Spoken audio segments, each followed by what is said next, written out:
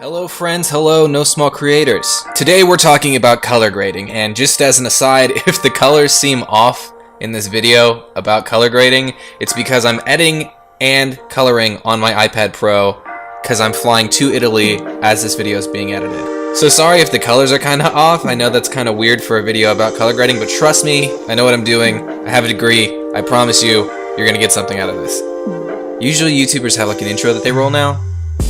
I can repurpose one. Ready?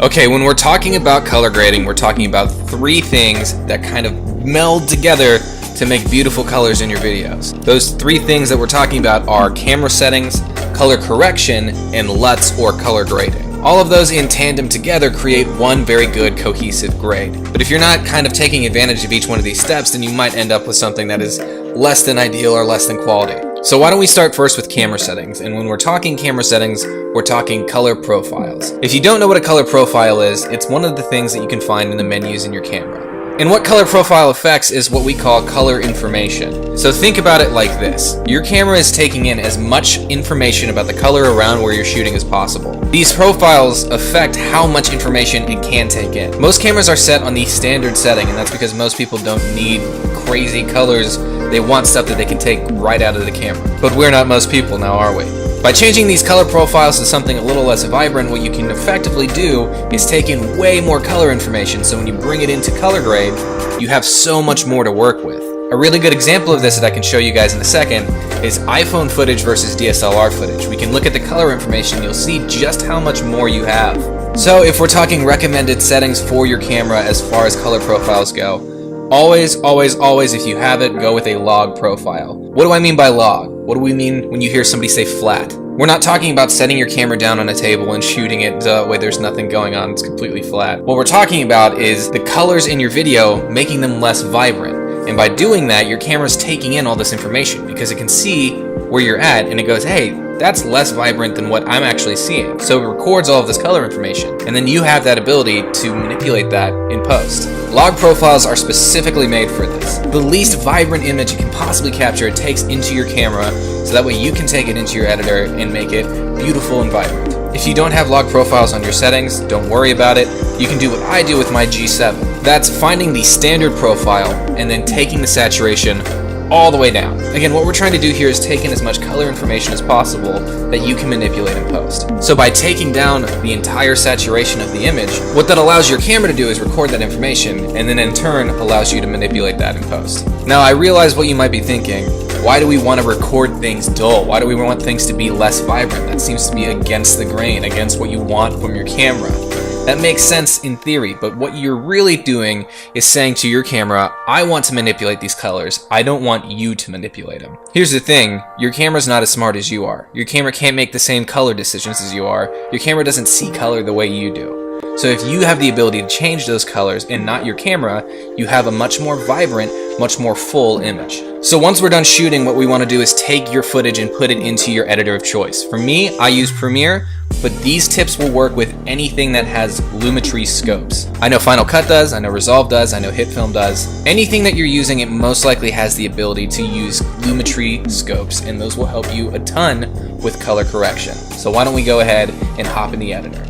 So we're here in the editor now, and I will give you guys a very quick down and dirty explanation of why DSLRs record so much better color profiles than your iPhone. So if we click over on this color profile setting here, we can see right away in these Lumetri scopes how dull and how less vibrant this video looks on the right here in our program feed. You can see it on the left in information. So let's talk a little bit about Lumetri scopes and why they're so important with color correction. Now what I've got up in the left looks kind of intimidating. I know when I first joined film school, I was really intimidated to do any sort of color grading because these things look intense, but they're actually a lot easier than you think they are. So on the left, we've got our Luma waveform, and what this shows us is the spread of the light, as in where the light is in the image and how high or low our light is shining throughout the image. So the important part to know here is that there are boundaries when you're looking at these scopes.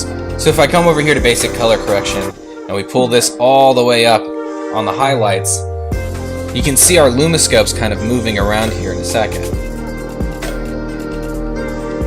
So all we're really looking at with lumiscopes is how high or low your light is. Now, the higher up it goes on these LumaScope scales, the more chance that you're going to overexpose the image. And below 0 here, the more chance you're going to underexpose your image. So what we want to do is make sure that your players, if we're talking in a sports analogy, we want to make sure your players are playing in the same field. You never want anybody to go out of bounds, below 0 or above 255. So for hitting in between those, you've got good light throughout your image. On the right here, we've got our RGB parade. That sounds insane, but really all we're looking at here is how balanced your colors are throughout your image.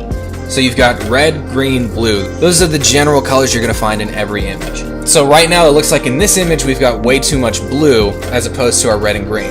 All you have to do is know a little bit of color theory, and not even that in something like Premiere. You have a temperature setting here, so we can literally just pull this temperature setting up, and you can watch as the blue starts to balance out with the orange.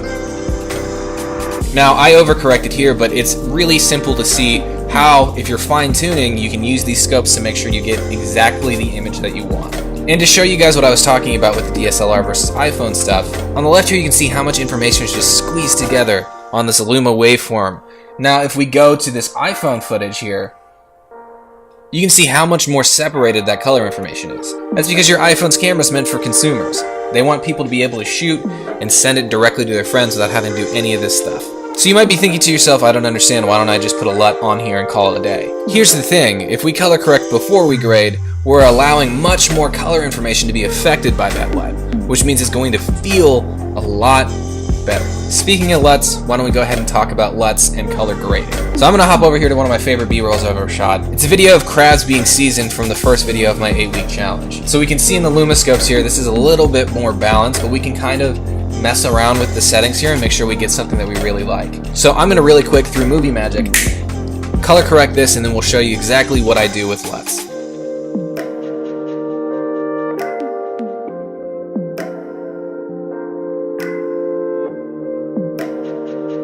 Okay, now that we're done, I can kind of walk you through what I did. So, we have the after here, now here's the before.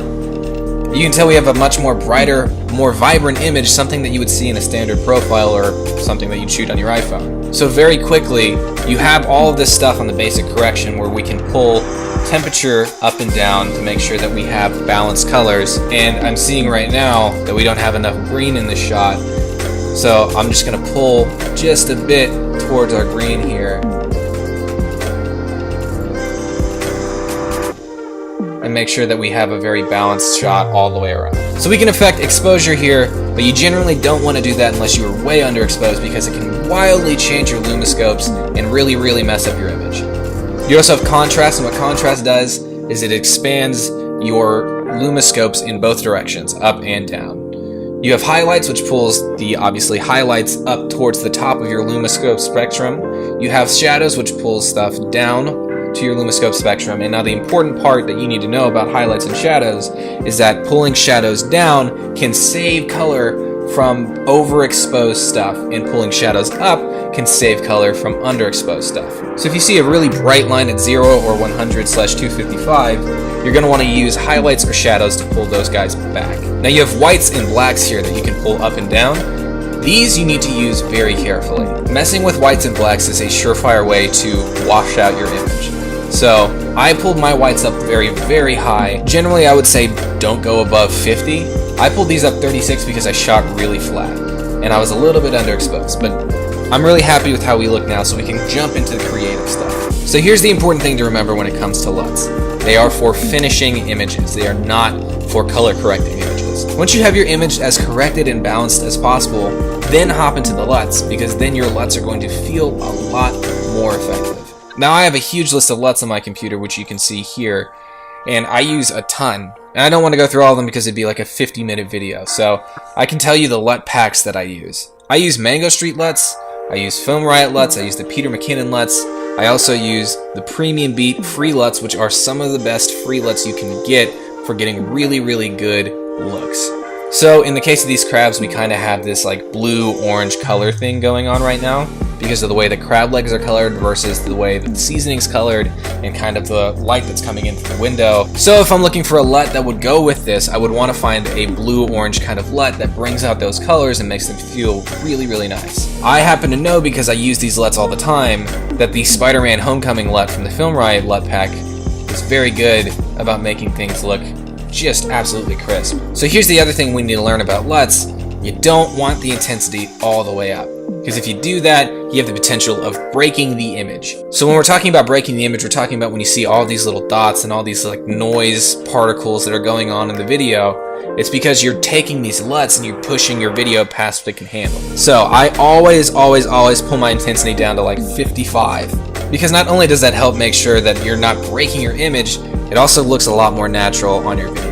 So there we go, guys. It's just a very quick, down and dirty, basic color grading tutorial. I really enjoy making these tutorials because I get to share the stuff that I'm learning in film school and makes me feel like I didn't spend all that money for nothing. So if there's something that you want me to go over tutorial-wise in video or film, leave it in the comments below. I will gladly talk to you guys. I try to get to every one of my comments.